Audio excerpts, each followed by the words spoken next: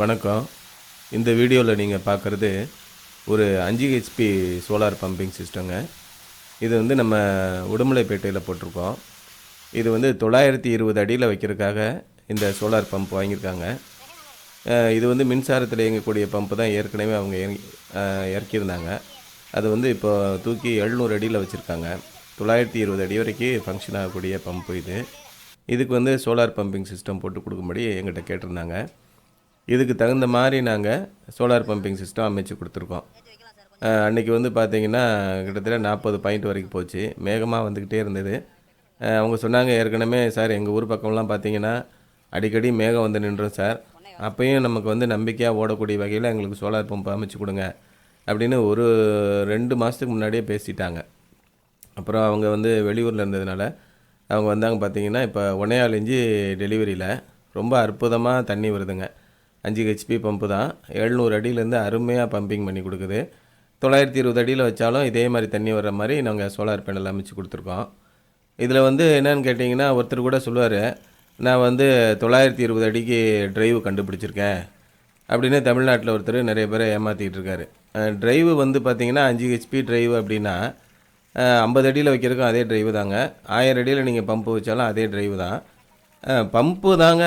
இப்போ 1000 அடிக்கு வேறு பம்பு, 100 அடிக்கு வேறு பம்பு.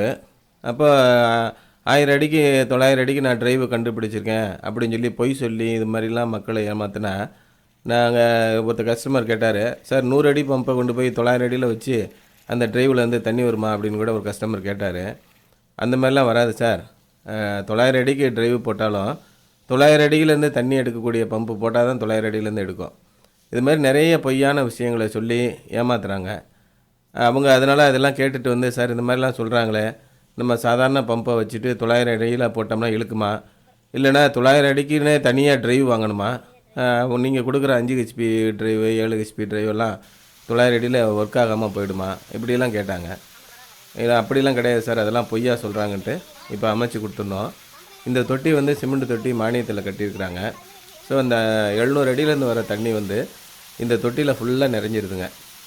அன்றைக்கி ஒரு நாள் கடித்த தண்ணியில் அந்த தொட்டிக்குள்ளேயே இன்னொரு நீர்மூழ்கி மோட்டாரை போட்டு அதை எடுத்து பாசனத்துக்கு பயன்படுத்துகிற மாதிரி இப்போ ரெடி பண்ணியிருக்கோம். அதனால் இப்போ இந்த பம்பு வந்து நம்பிக்கையாக ஓட முடியும் அப்படிங்கிற மாதிரி அவங்களுக்கு செட் பண்ணி கொடுத்தோம்.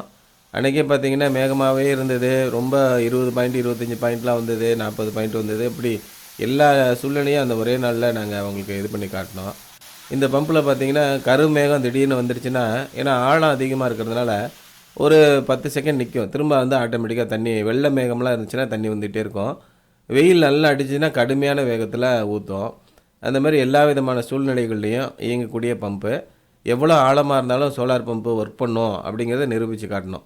நிறைய பேர் என்ன நினைக்கிறாங்கன்னா, சோலார் பம்பில் ஒரு பல்ப் எரியும், சும்மா சின்ன பம்பாக இருக்கும் அப்படின்னு நினைக்கிறாங்க. அப்படி கிடையாது. இப்போ தண்ணி நமக்கு கிடைக்காம சிரமப்படும் போது எவ்வளோ அடி ஆழத்தில் இருந்தாலும் தண்ணி போதுமான ஈல்டு இருந்துச்சுன்னா போரில் கட்டாயம் சோலார் பம்பு மூலமாக நம்ம தண்ணி எடுக்க முடியும் அப்படிங்கிறத இந்த சைட்டில் நம்ம நிரூபித்து காட்டினோங்க. எங்களுடைய இந்த வீடியோக்கள் உங்களுக்கு பிடிச்சிருந்தா லைக் பண்ணுங்கள்.